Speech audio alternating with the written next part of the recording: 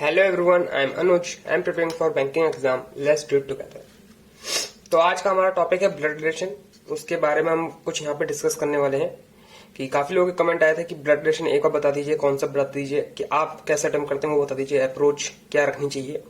ठीक है, तो वो सब यहाँ पे डिस्कस करेंगे। तो उससे पहले हम लोग बेसिक, आज का चैप्टर रहेगा बेसिक कॉन्सेप्ट के ऊपर रहेगा। इसके ऊपर हम एडवांस लेवल भी जाएंगे, लेकिन अभी नहीं जाएंगे। आज की वीडियो में सिर्फ बेसिक कॉन्सेप्ट बताऊंगा। एडवांस के लिए फिर वो मेंस के लिए इंपॉर्टेंट रहेगा। ठीक है, तो मेंस के लिए हम कभी और पढ़ लेंगे। अभी आज एकदम बेसिक पढ़ते हैं। तो उससे पहले आपको पता होना चाहिए कि ब्लड रिलेशन होता क्या है। ब्लड रिलेशन मतलब जैसे फैमिली ट्री होता है,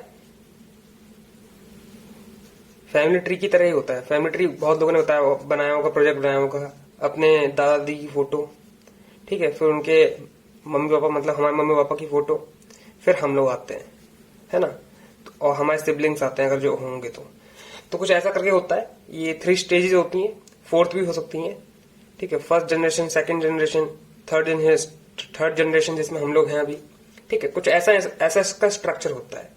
ठीक है, अब जो रीजनिंग में ब्लड रिलेशन आता है उसमें क्या होता है, 2 चीजें होती हैं। एक तो वो मम्मी पापा सिबलिंग्स, है ना, और एक इन लॉज, है ना। इन लॉज मतलब जिससे हमारी शादी हो जाएगी ना, उनके जो घर वाले होंगे वो भी कनेक्टेड हो जाएंगे इससे।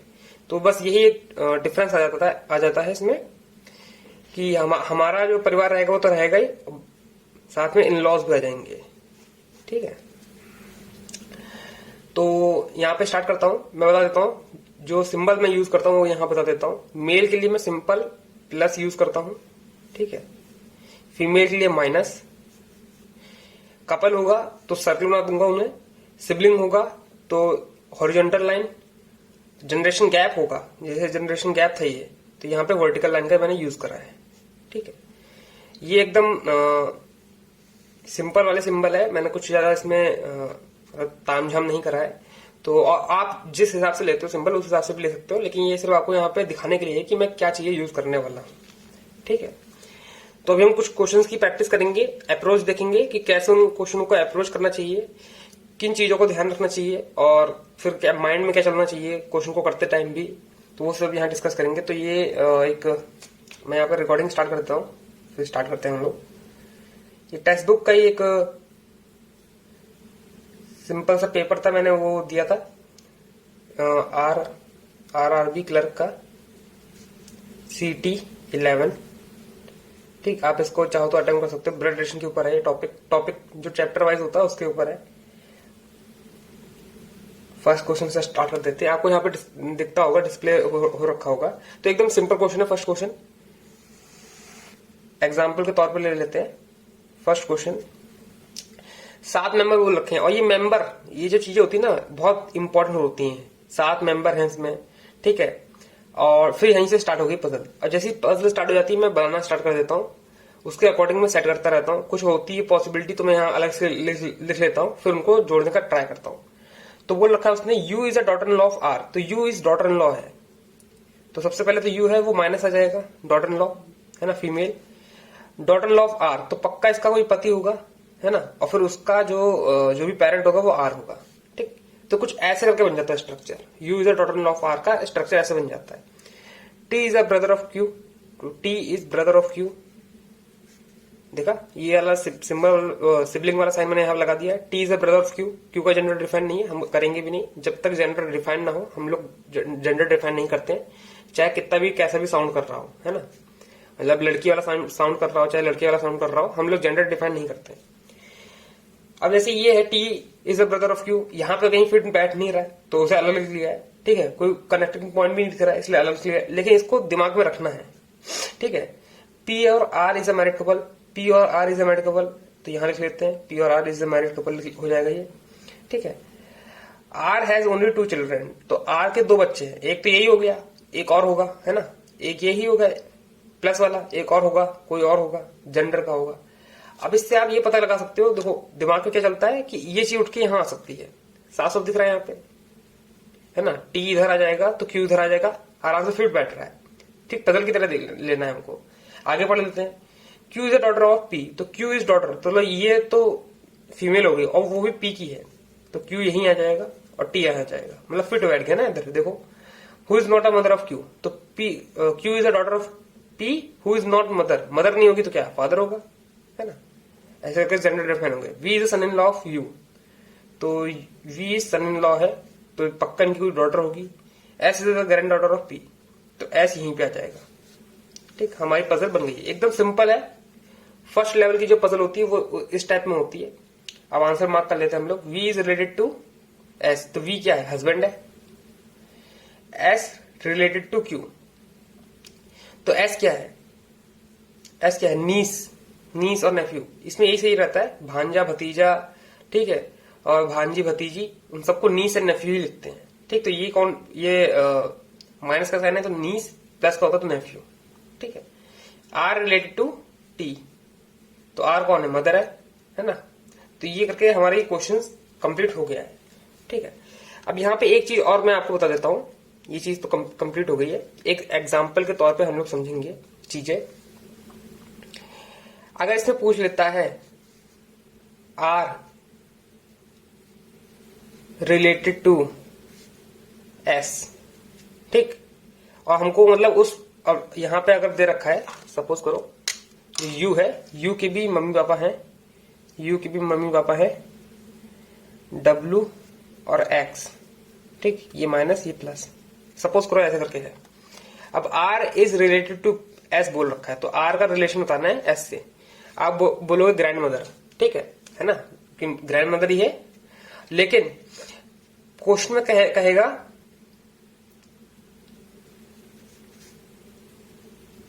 Maternal grand mother, paternal grand mother. ठीक, अब यहां पे आपका आ सकता है क्वेश्चन कि ये दोनों चीजें क्या होती हैं, है ना, मैटरनल और पैटर्नल। ठीक, जिसको पता है उसको पता है, लेकिन एक टाइप से हम लोग अगर बेसिक पढ़ेंगे तो ये चीजें आपको कंफ्यूज ना करें, इसलिए मैंने इसका एकदम सही से ट्रिक निकाल रखा है। ठीक, तो ये तो मैटरनल ग्रैंड मदर और पैटर्नल ग्रैंड मदर। पहले तो यहाँ को आंसर देख लेते हैं। तो R is related to S, तो R is related to S का क्या ऑप्शन टिक होगा हमारा, ये वाला सेकंड ऑप्शन, पैटर्नल। वो कैसे, आर का जो फादर है वो टी है और टी की जो मम्मी है वो आर है, तो मतलब ये प्लस का साइन दिख गया ना। तो ये जो होता है पैटर्नल किसके लिए यूज करा जाता है, पापा की फैमिली से रिलेटेड। पैटर्नल कहां यूज करा जाएगा, पापा की फैमिली से रिलेटेड। मैटरनल कहां यूज करा जाएगा मम्मी की फैमिली से रिलेटेड। ठीक है, ये दोनों चीजें क्लियर हो गई ना। देख सकते हो यहाँ पे मतलब जो इनिशियल अल्फाबेट है वो भी सेम है, मैटरनल मम्मी, ठीक, पैटर्नल पापा। ठीक, ये दो चीजें आपको ध्यान रखनी है। अब कोई भी रिलेशन आ जाए पापा की फैमिली से, जैसे बुआ होती है ना, चाचा होता है, ठीक, जितने भी आएंगे तो ये आएगा paternal, paternal grand, paternal aunt, ठीक, पैटर्नल अंकल। सेम इधर मम्मी की साइड से कोई रिलेशन आएगा, ठीक है, पूछा जाएगा तो वो पैटर्नल मैटरनल आंट और मैटरनल अंकल हो जाएगा। ठीक, ये दो चीजें बहुत अच्छे से ध्यान रखनी है। मैटरनल को क्या कहेंगे, मम्मी कहेंगे, पैटर्नल को कहेंगे पापा। बस, पापा की साइड की रिलेशन, मम्मी की साइड की रिलेशन, ये दो चीजें ध्यान रखनी है आपको। ठीक है, आगे बढ़ते हैं। ये वाली पजल थोड़ी सी ट्रिकी वाली है, इसको देख लेते हैं। ये समझ सकते हो कि सेकंड लेवल की पजल है। बोल रखा है इसने 8 मेंबर है, 8 मेंबर है, ओके।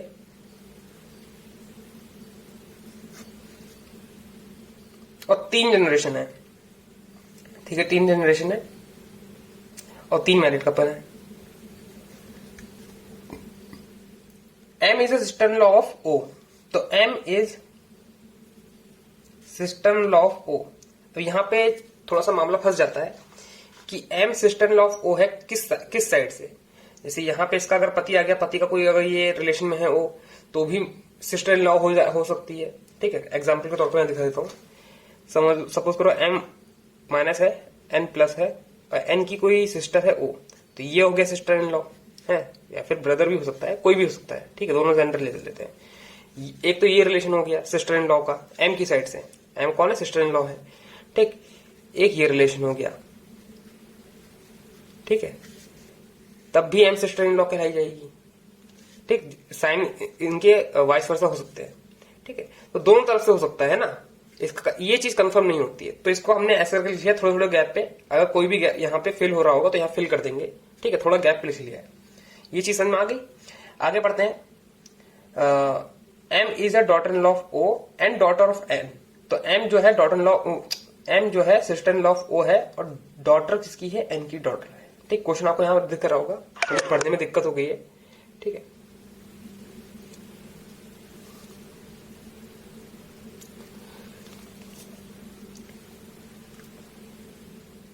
अब यहाँ पे आ गया है second line, x has only one children. तो एक्स का कोई एक ही चाइल्ड होगा। ओके, यहाँ पे अलग से लिख लिया है मैंने। और P is a sister in law of N। तो P जो है, वापस से आगे, P is a sister in law of N। ठीक, तो ये हमें पता नहीं है रिलेशन। P के इस साइड भी आ सकता है, N के इस साइड भी आ सकता है, N के इस साइड भी आ सकता है। आगे बढ़ लेते हैं। P is a sister in law of N who is a daughter in law of eldest couple. तो ये जो है N, वो है डॉटर इन लॉ। पक्का इसका कोई वो होगा हस्बैंड, और हस्बैंड का ही कोई जो पेरेंट होंगे वो यहाँ पे होंगे। ठीक है, हस्बैंड के पेरेंट यहाँ होंगे, ऐसे ही बोल रखे ना, N is daughter in law, तो इनके डॉटर इन लॉ है और एन की जो चाइल्ड है वो एम है। ठीक है, के इज द हस्बैंड ऑफ, के इज हस्बैंड ऑफ एफ। ठीक, अब यहाँ पे देखते हैं कहाँ पे चीजें फिट हो सकती हैं। तो पी, सपोज करो यहाँ पे, क्योंकि पी का रिलेशन हम यहाँ पे फिट कर रहेंगे, तो ये एक पॉसिबिलिटी टाइप में लिख रहा हूँ। ठीक, पी अगर यहाँ पे आ जाता है, अब देखो 8 लोग बैठालने, मैं अब क्या देखता है, मेरा दिमाग क्या देखता है, 8 लोग बैठालने हैं। ठीक, 2 यहाँ आ सकते हैं, है ना, 2 यहाँ आ सकते हैं, एक यहाँ आ सकता है फिल करने के लिए, और एक यहाँ आ सकता है।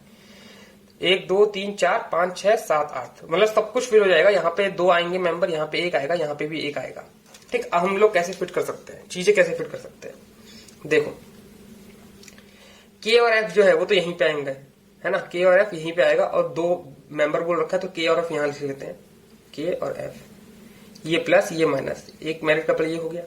ठीक, 3 मैरिड कपल हमको बनाने हैं, एक मुझे मैरिड कपल यही दिख रहा है ना, और यहाँ पे ए बच गया है, एक इंसान ए बच गया है, तो ए कहाँ आ सकता है, और एक्स का सिर्फ एक ही चिल्ड्रन है। ठीक, अब देखो एक्स यहाँ रखोगे, क्योंकि एक ही जगह रखना है, एक्स यहाँ रखोगे तो नीचे और बन नहीं सकते, क्योंकि 3 ही जनरेशन है, तो एक्स तो यहीं पे आएगा। ठीक है, एक्स यहीं पे आएगा, एक्स का एक ही चाइल्ड होगा तो एम इसका एक ही चाइल्ड हो गया, तो ए को कहीं रखना है तो ए यहाँ आ सकता है, ए यहाँ आ जाएगा प्लस का साइन, और ए से रिलेटेड होगा फिर ओ, ए का सिबलिंग होगा ओ। तो ऐसे करके हमारी ये पजल बन गई है। ठीक है, मैं इसका आंसर दिखा देता हूँ। How many members males are there in the family. तो मेल बता नहीं सकते क्योंकि ओ का जेंडर डिफाइन नहीं है, तो हम लोग काउंट नहीं कर सकते। 1 2 3 तो मेल है, लेकिन ये भी मेल हो सकता है, तो कैन नॉट बी डिटरमाइन इसका आंसर। और आप आंसर देख सकते हो, यहाँ मैच कर सकते हो। ठीक, कुछ ऐसे करके हमारी पजल बन गई है। 1 2 और ये तीसरा भी मैरिड कपल है ना। बाकी सिबलिंग के लिए मैंने यूज कर रखा है, जेंडर गैप के लिए। तो कुछ ऐसे करके पजल आती हैं, और आपकी अप्रोच ऐसी रखनी होनी चाहिए।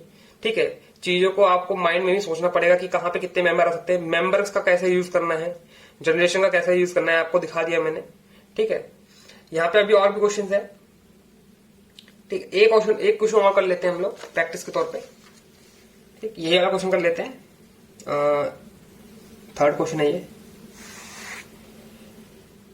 8 मेंबर है इसमें, 8 मेंबर। अभी मेंबर या फिर फीमेल दे रखा होता है, ये बहुत इंपॉर्टेंट होता है आपके लिए। ठीक है, तो 8 मेंबर दे रखे हैं यहाँ पे,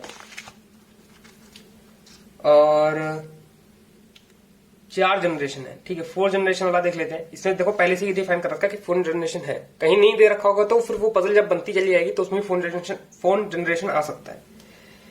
तो F is the father of A और B, sorry F is the father of A and B, मतलब सेकंड जनरेशन है। यहाँ पे आपको दिख रहा होगा, शो हो रहा होगा, तो यहाँ पे मैं बनाना का ट्राई करता हूँ। F is the father of A, ठीक, and B is a grandson of C. तो B is grandson of E. तो मैं कुछ ऐसे करके पॉसिबिलिटी बना ली है, आप देख सकते हो यहाँ पे। ठीक, ज्यादा मैं चीजें यहाँ पे बनाता नहीं हूँ, बस एक डैश काफी है, इतना आपको पता चल जाएगा कि हाँ जनरेशन गैप है कि सिबलिंग है, कि इतना चीजें याद रहती हैं, क्योंकि ज्यादा बड़ा क्वेश्चन आता नहीं है। 1 से 2 मिनट के अंदर ये क्वेश्चन हो जाते हैं, इसलिए इतना ही रखना चाहिए आपको। ठीक है, C is a daughter in law of E. तो C is daughter in law of E who is a grandmother of B. तो जो ये है वो ग्रैंड मदर है बी की, और जो सी है इसकी डॉटर इन लॉ है। तो सपोज कर मैं यही बनाता हूं, सी इज डॉटर इन लॉ। मैं अभी सपोज करके चल रहा हूं कि सी इसकी मम्मी हो सकती है, इसका कोई अगर बेटा होगा तो उससे सी की शादी हो सकती है। और भी कुछ हो सकता है कि इसका एक और बेटा होगा, उसकी सी मतलब डॉटर इन लॉ हो जाएगी। लेकिन मैं अभी जो हाईएस्ट पॉसिबिलिटी है मैं ये लेके चल रहा हूँ, क्योंकि मुझे पजल कंप्लीट करनी है और यहीं से मुझे पजल कंप्लीट होती दिख रही है। ठीक है, ये सब मैं दिमाग में लेके चल रहा हूँ। ठीक, अब यहाँ पे एक और सीन हो सकता है कि ई माइनस बी प्लस, अब यहाँ पे इसकी एक बेटी होगी या फिर बेटा जो भी है, इसका एक और बेटा होगा, उसकी सी ऐसे करके डॉटर इन लॉ होगी। ऐसा भी हो सकता है, लेकिन मैं अभी ये लेके चल रहा हूँ, हाईएस्ट पॉसिबिलिटी इसी की बन रही है यहाँ पे, क्योंकि मुझे कंप्लीट करनी है। अगर क्योंकि ऐसे लेके चलूंगा तभी कंप्लीट हो पाएगी, ऐसे लेके चलूंगा तो बहुत सारे मेंबर हो जाएंगे, 1 2 3 4 5 6 7, मतलब 7 मेंबर तो यहीं पे हो गए।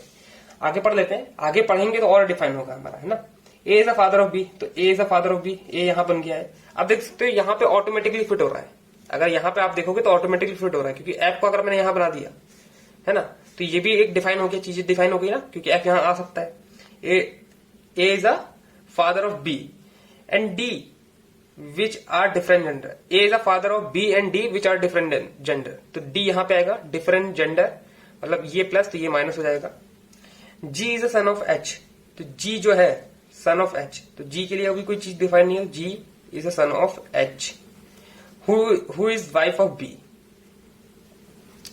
ठीक, तो यहां पे आपको दिख रहा है वाइफ एच और इनका जो सन है वो जी है। हमारी जो पजल है वो यहां से कंप्लीट बनती हुई पूरी दिख रही है ना। पॉसिबिलिटी लेने की जरूरत नहीं है, 8 मेंबर हो गए, 4 जनरेशन हो गई है, ये मैरिड कपल हो गए। मैं वैसे सर्कल बनाता भी नहीं हूं, क्योंकि मुझे साथ साथ दिख ही रहा है मैरिड कपल है, इसलिए साथ साथ बैठे हैं, साथ साथ बैठे इसलिए मैरिड कपल है ना। ये गैप लगा दूंगा तो जनरेशन गैप हो जाएगा।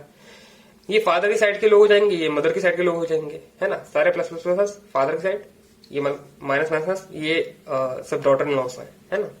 तो कुछ ऐसे करके आपकी पजल बन गई है। D is related to C, D कौन है, D is related to C, तो डी कौन है, डॉटर होगी, क्योंकि इसने डिफरेंट जेंडर बोल रखा है, एक प्लस तो एक माइनस। आप इसका डायग्राम देख सकते हो, ऐसा करके बन रखा है। तो इनके डायग्राम में भी इन लोगों ने ऐसे करके सिंबल यूज करे होते हैं, हर कोई अपने अपने सिंबल यूज करता है। ठीक, मेरे लिए ये रहता है कि प्लस माइनस प्लस, ये प्लस माइनस अगर साथ में लिखा है तो मैरिड कपल, प्लस एक छोड़ के माइनस तो मतलब सिबलिंग्स, प्लस गैप छोड़ के तो मतलब जनरेशन गैप, ज्यादा दिमाग लगाना नहीं है। तो यहाँ पे आप खुद जाके प्रैक्टिस कर सकते हो ब्लड रिलेशन की, वहां पे टेक्स्ट बुक के ऐप पे जाके खुद प्रैक्टिस कर सकते हो। ठीक है, तो ये एक क्लासेस थी आज ब्लड रिलेशन के ऊपर, मैंने थोड़ी सी आपको बताने का ट्राई करा है। हम आगे मेंस का भी बताएंगे इसमें, तो मेंस का मैं आपको लुक दे देता हूँ कि कैसा होता है, उसके बारे में पूरी बात करेंगे, लेकिन इस वीडियो में नहीं, वीडियो काफी लंबी हो जाएगी, है ना। मेंस के लिए भी मैंने लगाया था,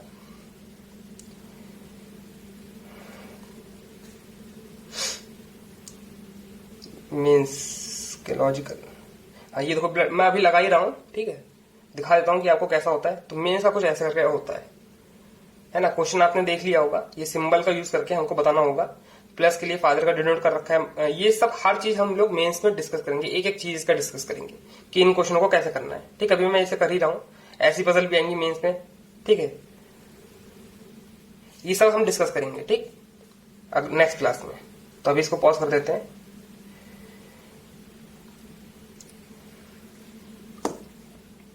तो आज के लिए फिर इतना ही, मिलते हैं आपको नेक्स्ट वीडियो में। And that's all for today. I will meet you guys in next video. Till then, work hard and stay motivated. Thank you guys for watching.